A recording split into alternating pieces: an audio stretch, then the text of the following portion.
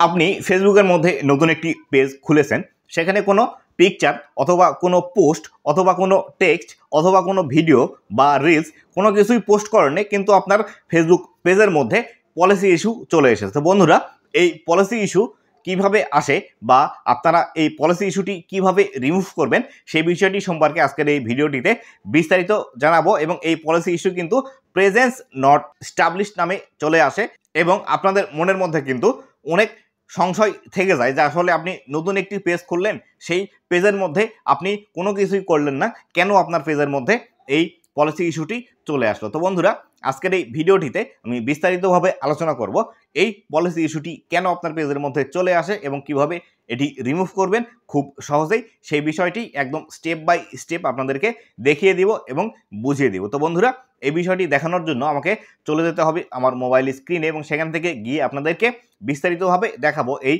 Present not established এই বিষয়টি কেন আপনার ফেসবুক পেজের মধ্যে আসে এবং কিভাবে আপনি এটি খুব সহজেই রিমুভ করবেন। তো বন্ধুরা, ভিডিওটি শুরু করার আগে ছোট্ট একটি রিকোয়েস্ট, চ্যানেলে নতুন হয়ে থাকলে অবশ্যই চ্যানেলটি সাবস্ক্রাইব করে দেবেন, ফেসবুক পেজ থেকে দেখলে অবশ্যই ফেসবুক পেজটি ফলো করে দিবেন, যাতে করে ভবিষ্যতে ফেসবুক রিলেটেড এমন আরও ইনফরমেটিভ কন্টেন্টগুলো আপনারা খুব সহজেই পেয়ে যান। তো বন্ধুরা, আমি চলে আসলাম আমার মোবাইল স্ক্রিনে এবং এখান থেকে দেখতে পাচ্ছেন আমি একটি পেজ ওপেন করে রেখেছি।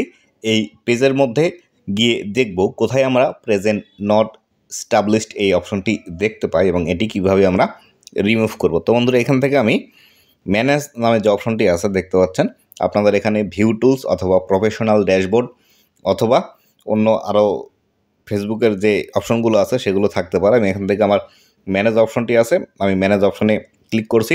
ম্যানেজ অপশনে ক্লিক করার পর একটু নিচের দিকে আমি স্ক্রল ডাউন করে আসব। নিচের দিকে স্ক্রল ডাউন করে আসার পর এখান থেকে দেখতে পাচ্ছেন পেজ রিকমেন্ডেশন নামে একটি অপশন আছে।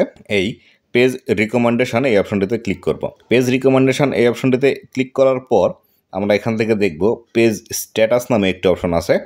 এই পেজ স্ট্যাটাস এই অপশনটিতে ক্লিক করব।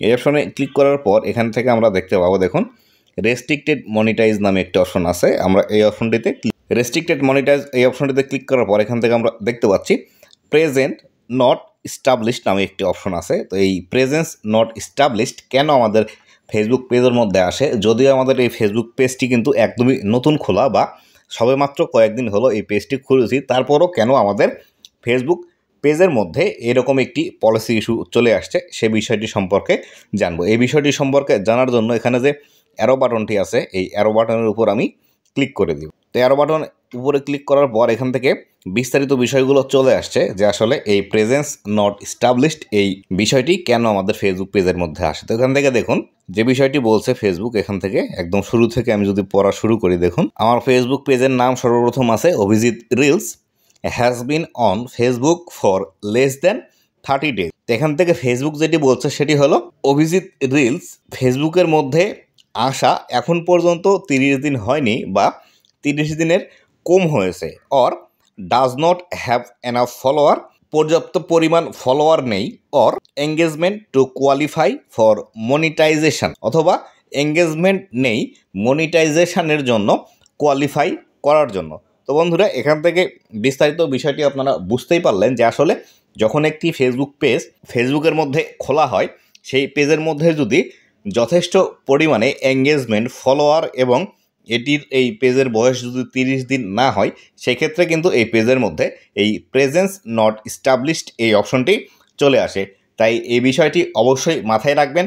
আপনি নতুন একটি ফেসবুক পেজ খুলেছেন এবং এই ফেসবুক পেজটি খোলার পরপরই কেন আপনার পেজের মধ্যে এরকম পলিসি ইস্যু চলে আসলো, আশা করি এই সম্পর্কে বিস্তারিত আপনারা জানতে পেরেছেন। আর আপনাদের যার যার এই প্রবলেমটি আছে 30 দিন হওয়ার পরেই কিন্তু এটি অটোমেটিক্যালি সলভ হয়ে যাবে। তো বন্ধুরা, এই ছিল আজকের ভিডিওটি। ভিডিও কেমন লেগেছে অবশ্যই জানাবেন এবং ভবিষ্যতে ফেসবুক রিলেটেড এমন আরও ইনফরমেটিভ ভিডিওগুলো পাওয়ার জন্য অবশ্যই আমার ইউটিউব চ্যানেল এবং ফেসবুক পেজটি ফলো করে রাখবেন।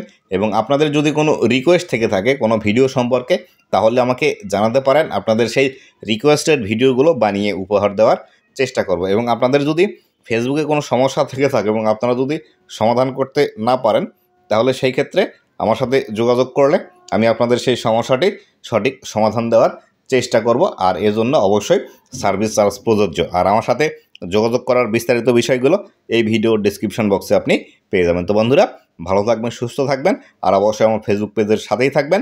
ধন্যবাদ সবাইকে।